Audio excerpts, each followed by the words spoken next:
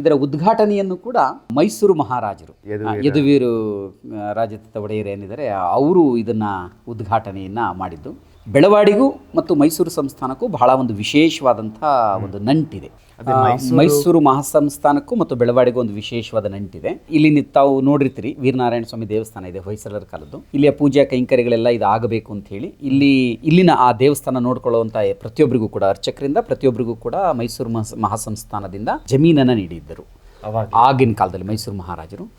ಮತ್ತು ಈ ಗ್ರಾಮವನ್ನು ಶೃಂಗೇರಿಗೆ ದತ್ತುವನ್ನು ನೀಡಿದ್ದಾರೆ. ಸೊ ಇವತ್ತಿಗೂ ಕೂಡ ನಮ್ಮ ಬೆಳವಾಡಿಯಲ್ಲಿ ನಡೆಯುವಂತಹ ದೇವಸ್ಥಾನಗಳ ಪೂಜಾ ಕೈಂಕರ್ಯಗಳು ಶೃಂಗೇರಿ ಮಠದ ಆಶ್ರಯದಲ್ಲೇ ನಡೆಯುತ್ತೆ. ಮತ್ತು ಇದನ್ನು ಮೈಸೂರು ಮಹಾರಾಜರು ಶೃಂಗೇರಿಗೆ ದಾನವಾಗಿ ನೀಡ್ತಾರೆ ಅಂದರೆ ಅವರಿಗೊಂದು ಪ್ರಿಯವಾದಂಥದ್ದು ಮತ್ತು ಬಹಳ ಸಂಪತ್ಭರಿತವಾದಂಥ ಒಂದು ಊರು ಅಂತ ಇದು. ಸೊ ಹಾಗಾಗಿ ಮೈಸೂರು ಮಹಾಸಂಸ್ಥಾನಕ್ಕೆ ಅವ್ರಿಗೆ ಇಷ್ಟವಾದಂಥ ಪ್ರಿಯವಾದಂಥ ಊರು.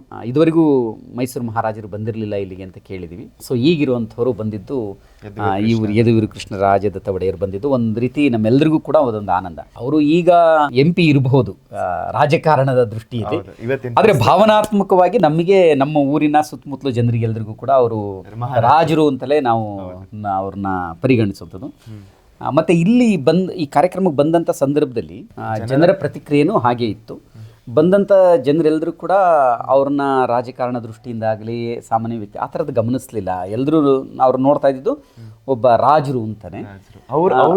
ಅವ್ರ ಪ್ರತಿಕ್ರಿಯೆನೂ ಹಾಗೆ ಇತ್ತು, ಅವರ ಗಾಂಭೀರ್ಯತೆಯೂ ಹಾಗೆ ಇತ್ತು.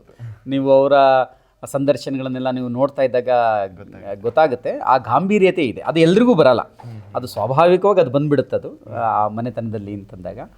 ಸೊ ನಮ್ಮ ಇಲ್ಲಿಯ ಸುತ್ತಮುತ್ತಲಿನ ಎಲ್ಲ ಜನರಿಗೂ ಕೂಡ ಅದು ಬಹಳ ಇಷ್ಟ ಆಯಿತು. ಮತ್ತು ಭಗವಂತ ಅವ್ರ ಹತ್ರ ಅದನ್ನು ಮಾಡಿಸ್ಕೋಬೇಕಿತ್ತು ಸೇವೆ ಅಂತ ಅನಿಸುತ್ತೆ. ಎಲ್ಲವೂ ಹಾಗೆ ಕೂಡ ಬಂದಿದೆ ನೋಡಿ. ಅರುಣ್ ಯೋಗಿರಾಜರವರಿಂದ ವಿಗ್ರಹ ಕೆತ್ತನೆ ಆಯಿತು. ಇವರು ಮೈಸೂರು ಮಹಾರಾಜರಿಂದ ಕೃಷ್ಣರಾಜದತ್ತ ಒಡೆಯರಿಂದ ಉದ್ಘಾಟನೆ ಆಗಿದ್ದು. ಸೊ ಹೀಗೆಲ್ಲವೂ ಕೂಡ ಅದು ಕೂಡ್ಕೊಂಡೇ ಬಂತು.